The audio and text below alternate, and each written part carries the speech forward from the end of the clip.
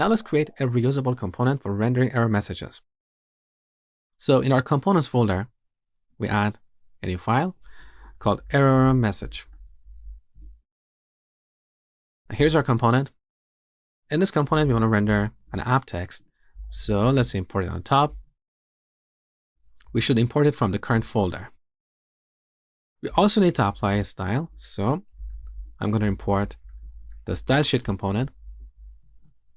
Next, we add an app text. Now here we want to render the error message. So let's destructure this props, pick the error, and render it here. Now, what if the error is empty or undefined?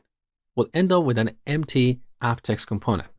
So to improve this, we can check to see if error is undefined, we can return null. So we're not going to return an empty app text component, okay? Finally, let's apply a style here.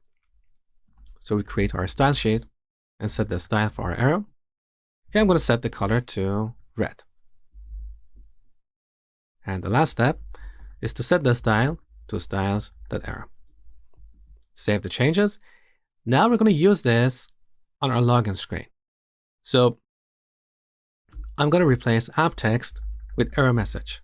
Thank God. Auto import is working. So let's give it the error. We're going to set this to errors.password.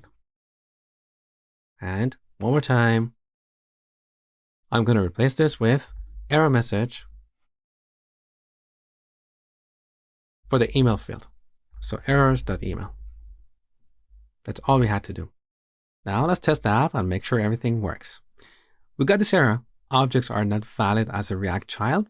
This is coming from error message implementation in Formic Connect. So the reason this happened was the bloody auto import feature. So it imported the error message from Formic because in Formic we have a component with the same name. This is the reason I told you that it's best to name your components with a prefix or something so they're distinguished from the components in third-party libraries. So let's remove this and import error message from the components folder. Now, once again, I would like to sort this. So I'm going to put app button on top. Then we have app text input, error message, and screen. So anyone looking at this code, they can quickly tell if a component is imported or not. Save the changes and let's reload the app. Here's our form. Validation works. Let's type something here. Beautiful.